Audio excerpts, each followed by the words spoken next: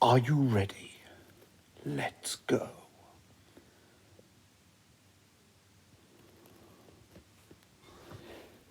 Heroes of the night, that's what we gotta be. Not looking for a fight, just ending them, see. Sticking to the ninja code as we battle for what's right. Get the pizza by the load and save us some tonight. We are ninjas, we are brothers. The Legend of the Teenage Mutant Ninja Turtles, Part 1, Chapter 62, Leadership, written and performed by Joseph Chambers and based on the original Teenage Mutant Ninja Turtle comic books created by Kevin Eastman and Peter Laird.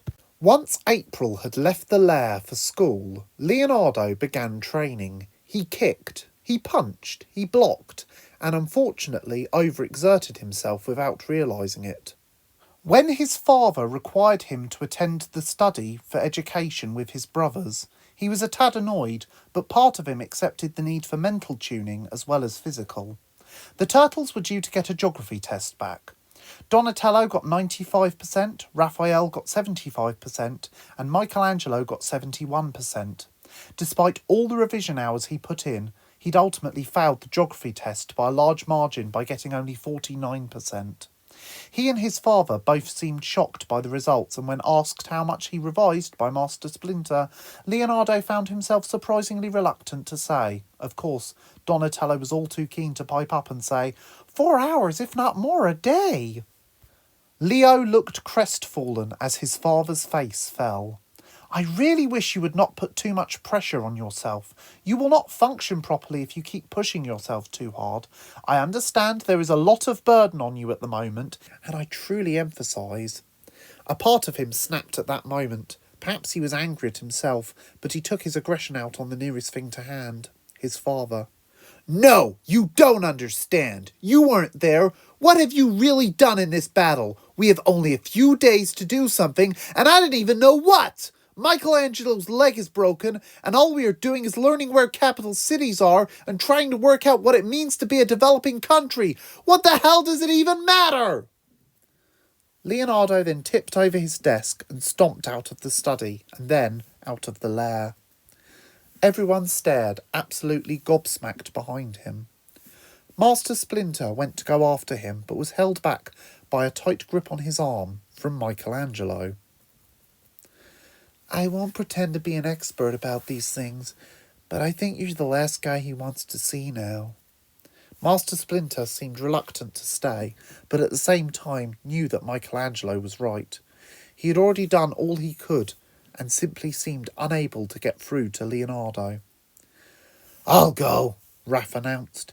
If anyone knows about getting angry and storming out, it's me. Raphael promptly left the room to go and follow his angsty brother. It was only when he realised he had left the lair and jogged after him. He knew exactly where his brother would be heading, and began to follow him to the TCRI warehouse. He caught up with him after half a mile and shouted, Whoa, calm down, bro, not so fast. Just let me do this. Why can't any of you see that I have to do this? Leonardo snapped. Yeah, okay, so you have to do this. You have to destroy TCRI and stop the Shredder. But you don't have to do this alone, Raph called out. I can't let you guys... You saw what they did to Michelangelo. Come on, let's at least have lunch and get April before we do anything. Maybe we could even get Sensei to come with us. You can't do this on your own, and that's not a weakness. You need us and we need you. Just come back to the lair. Do you even have a plan? No, I just felt so angry. I couldn't stop myself. I know, Raph comforted. Now you know how I feel most of the time. At least you have an excuse. I'm just grumpy. As they began to walk back, Leonardo asked Raphael, Can I tell you how I feel? Sure, if you think that'll help, Raph responded. You might think that having power would be fun and all that, but it really is not, Leonardo announced darkly. I have to consider and decide on so much. Not only do I have to make sure you guys are safe, but I've also got to make sure that you train and meditate appropriately, and look after myself and still make sure I'm on top of training and now save the world as well. If you think this is anywhere near fun, you're crazy. I'm just trying to get you to understand that I'm never trying to be in charge as a dictator. I didn't want this, but I've got this, and I will do this. Aye, Raphael stuttered, unable to comprehend the impossibility of finally understanding his brother. You don't have to say anything. I think we've both said enough. Leonardo finalised. When they returned to the lair, Leonardo was quick to call everyone, including his father, to the family room. He then proceeded to withdraw a blackboard from the study, as well as a sample of chalks.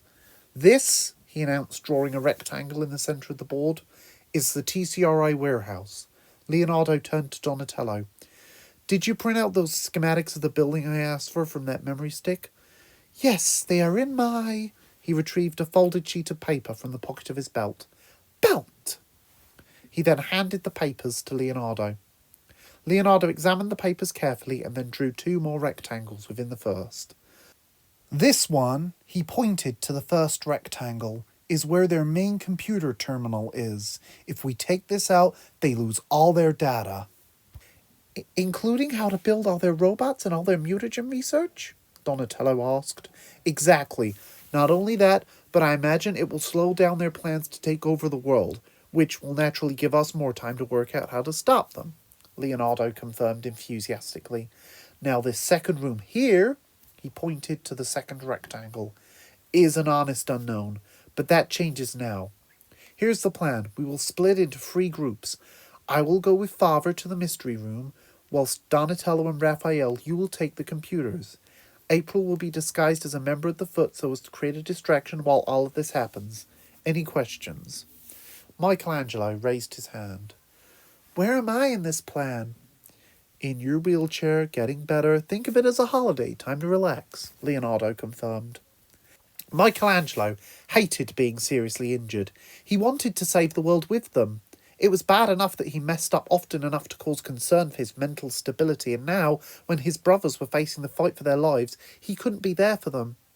The universe must really hate me at the moment, Michelangelo muttered.